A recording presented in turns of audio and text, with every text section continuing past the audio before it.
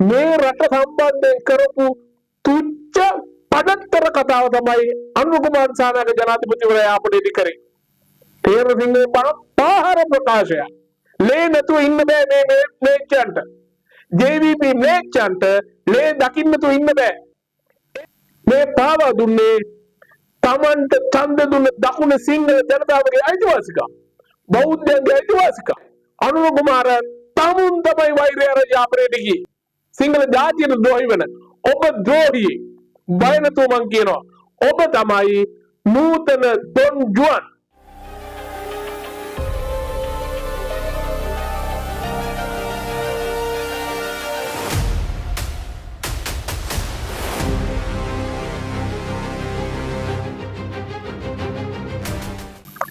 ආයිබෝන්.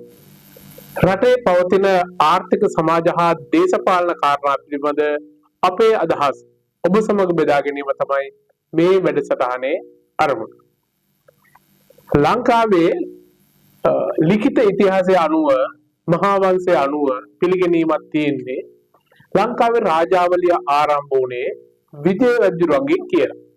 ඒක හරිද වැරදිද ඉතිහාසගත කාරණා හරිද ඊට වඩා ඉතිහාසයක් අපිට තිබ්බ නේද ඒක වෙනම කතාවක්. හැබැයි අපි දැන් වර්තමානයේ පිළිගැනීමක් තියෙනවා අපි අතරේ රාජාවලිය පටන් ගන්නේ විජය රජුගෙන් කියලා.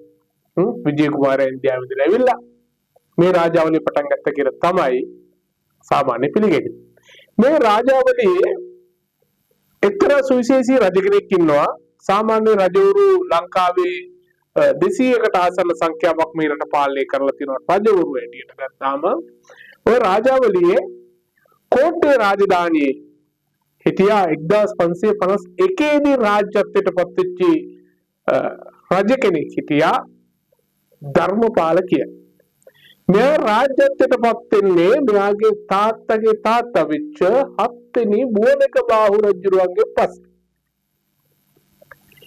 මේ ධර්මපාල රජුරෝ වඩාත් හොඳින් හඳුන්වනවා නම් ඔව්ව හඳුන්වන්නේ ඩොන් ජුවන් ධර්මපාල කියලා. හේතුව තමයි ලංකාවේ බිහි වෙච්ච තමන්ගේ ආගම වෙනස් කරපු එකම පාලකයා ඩොන් ජුවන් ධර්මපාල. සිංහල බෞද්ධයෙක් විදිහට ඉපදිලා රාජ්‍යත්වය රැකගැනීමේ අරමුණින් මෝනක බාහු රජුරුවන් විසින් මේ ධර්මපාලව බෞද්ධිස්ම කරනවා කෝට්ටේ රාජ්‍ය භාර දෙන්න කලින්. පෘතුගීසීන්ගේ ඕනෑකමට ඔවුන් එක්ක එකතු වෙලා සීතාවකින් එන නුවරින් එන බලපෑම නවත්ත ගන්න පෘතුගීසීන්ගේ සහාය ලබා ගැනීම සඳහා තමයි මේ බෞද්ධිස්ම වීම වෙන්නේ. මේ අර්ථයෙන් ගත්තහම ලංකාවේ සිංහල ජාතිය පාවා දීපු රජුරුව හැටියට තමයි අපි ඩොන් ජුවන් ධර්මපාලව හඳුන්වන්නේ. ඒක ඓතිහාසික කාරණයක්. සිංහල ජාතිය තවත් විජාතිකයන්ට පාවා දීපු එකාට තමයි අපි කියන්නේ ඩොන් ජුවන් ධර්මපාල කියලා. මෑත කාලීනවත් ඊපේදා අපි මේ වගේම ඩොන් ජුවන් ධර්මපාල කෙනෙක් නූතන ඩොන් ජුවන් ධර්මපාලව අපි දැක්කා මීට දින කිහිපයකට කලින්. බලන්න පූජා භූමිය කේන්ද්‍ර කරගෙන ගැටුම් පවතිනවා. පොයට සිල් ගන්න ශ්‍රීමා බෝධින් වහන්සේ පහු කරලා යාපනයට එනවා. එතන සීලේ නෙවෙයි අපි හාමුදුරුවෝ තියෙන වෛරය. නැත්තම් පන්සල් පූජනීය ස්ථාන විශාල ප්‍රමාණයක් පහු කරලා යාපනයක තැනකට එනවා සිල් ගන්න. සීලේ වෙනුවෙන් නෙවෙයි වෛරය වෙනුවෙන්. කැත්ත නේද? මේ රටේ විධායක බලය සහිත ජනාධිපතිවරයා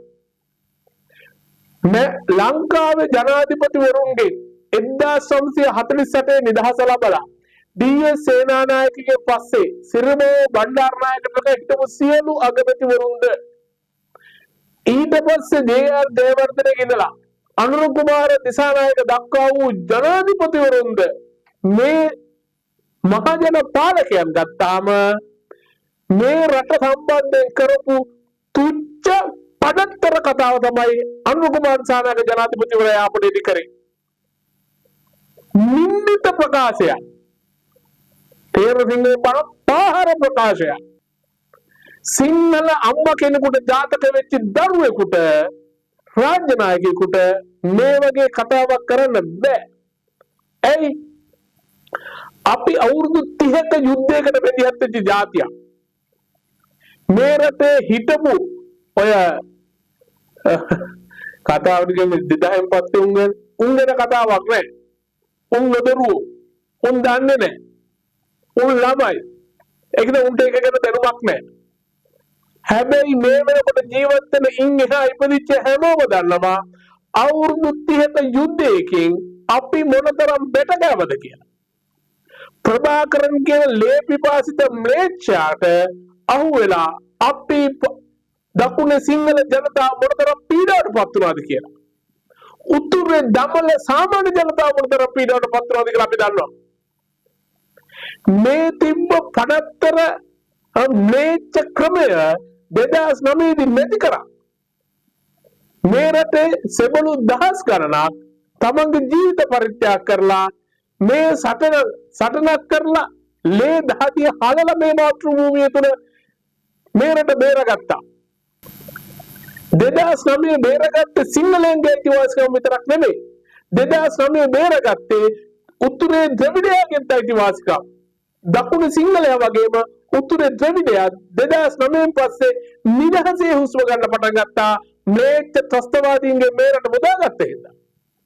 ඊට පස්සේ බලයට පත් වෙච්ච රජයන් උතුර සංවර්ධනය කරන්න ඕන දේවල් දැම්මා.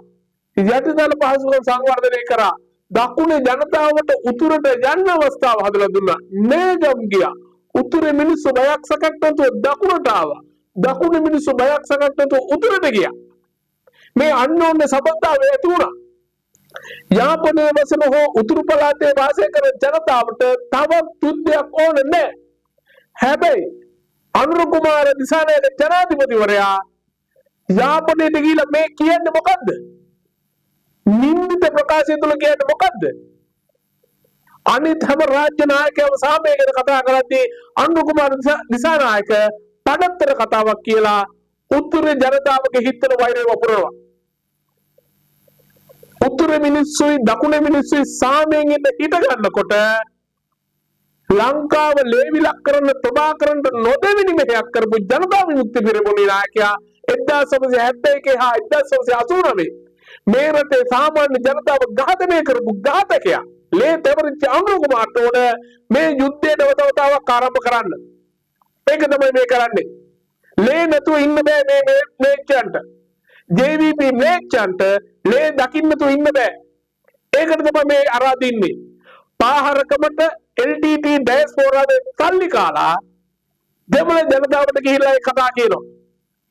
හොඳට මතක තියාගන්න ඕන ජනාධිපතිවරයා.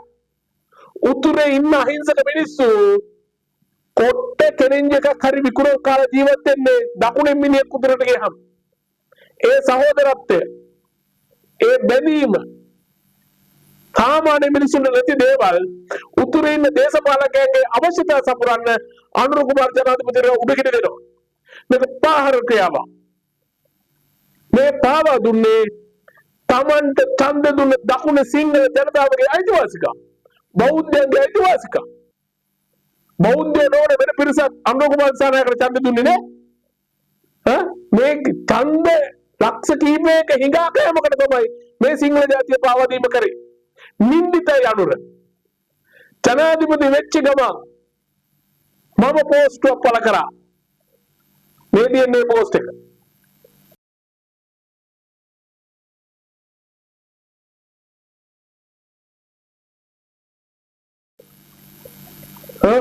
ජනාධිපතිතුමනි සුබපැතුම්.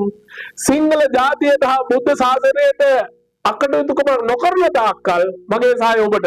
දැන් එහෙම සහායක් නැහැ. පටන් ගන්නකොට බුද්ධ ධර්මයට කරලා ඉවරයි. දැන් සිංහල ජාතියත් විනාශ කරන්න හදනවා. සිංහල ජාතියට ද්‍රෝහි වෙන ඔබ ද්‍රෝහි. බය නැතුව මං කියනවා. ඔබ තමයි නූතන ඩොන් ජුවන්. ඒක පැහැදිලි. ඉල්ලීමක් කරනවා. ඔබට ජනවරම දීලා තියෙන අවුරුදු 5කට මේ රට පාලනය කරන්න. අවුරුදු 5යි. අඩුම ගානේ ඒ අවුරුදු 5වත් ඉඳලා යන්න ඕන ගෞරවාන්විත විදියට. මතකනේ මේ රටේ මිනිස්සු එකතු වෙලා එක මිනිස්සෙක් කරවලා දැම්මා. ඒ தත්ත්වයටපත් වෙන්න එපා. තමුන්ට අවුරුදු 5කට බලය හම්බුනේ තමුන්ට ඕනෝනකම් කරන්නයි අවජාතක වැඩ කරන්නයි පඩත්තර වැඩ කරන්නයි නින්දිත වැඩ කරන්නයි නෙවෙයි. මේ රටේ ජනතාව බලය දුන්නා. මේ රට තමුන්ලගේ භාෂාවෙන් කියනවා නම් මේ රට විනාශ කරපු අපරාධකාරයන්ට දඩුවම් කරන්න. හොරු අල්ලන්න. ඒකට න්යාය ඉස්සෙල්ලා ඒ වැඩේ කරන්න ඕනේ. අපි බලාගෙන ඉන්න ඒ වැඩේ කරනවද නැද්ද කියලා. මේ රටේ වෛරය පතරවන්නේ යාපනයට ගිහිලා කීවේ සිංහල මිනිස්සු අනුරාධපුරේ උඩට එන්න වෛරය අරන් කියලානේ. නෑ අනුර කුමාර තමුන් තමයි වෛරය අරන් යාපනයට ගියේ. 2009 පස්සේ දෙමළ මිනිස්සුන්ට සිංහල මිනිස්සුන්ට කිසිම දෙයක් තිබෙන්නේ නෑ. තමුන් තමයි ඔය වෛරය වැපුරුවේ. තමුන් දෝන නැවත වතාවක් මේ රටේ උතුරේ දෙමළයි දකුණේ සිංහලයි ගැටුමක් ඇති කරන්නේ. තමුන් ලේපිපාසිත මේචේ නැවත වතාවක් අවධාරණය කරනවා. මේ රට ලේබිලක් කරන්න එපා. ඒක තමුන් ප්‍රමුඛ JVP මේචයන්ට ඒක හුරු වුණාට අපිට ඒක හුරු නෑ. අපිට ඕන මේ ජීවත් වෙන ටික කාලය තුල මේ රටේ සන්තෝෂයෙන් ඉඳලා මැරිලා යන්න. තමුන්ගේ ලේපිපාසාවට වෙන මොකක් හරි කිහිල්මලක් කරගන්නවා. මේ නින්දිත ප්‍රකාශය සම්බන්ධයෙන් මේ රටේ සියලුම ජනතාව දේශපාලන ભેදයකින් තොරව හඬ අවදි කළ යුතුයි. එසේ නොවුනොත් මතක තියාගන්න නැවත වතාවක් LTT ඩයස්පෝරාවේ ඕන එපාකම් කරන මේ නින්දිත ජනාධිපතිවරයා මේ රටේ යුද්ධයකට ආරාධිනවා. ඒක තමයි මේ කරේ. ජනතාවට ආයාචනය කරනවා දේශපාලන ભેදයකින් තොරව මේ ප්‍රකාශය හෙලා දකින්න. මේ වෙනුවෙන් මොහොත විරුද්ධව හඬ නගන්න. එසේ නොවුනොත් වෙන්නේ ඔබට මට අපේ ඉදිරි පරම්පරාවට නැවත වතාවක් මේ රටේ කුරිරු පාර යුද්ධයකට මුහුණ දෙන්න සිද්ධ වෙනවා. අපිට ජීවත් වෙන්න වෙන්නේ තැතිගැම්මකින්. එසේ නොවන්න නම් මේ පිළලිය මේ මොහොතේම නවත්වා දැමීමට ඔබ අප සියලු දෙනාම ඒක රාශී විය යුතුයි.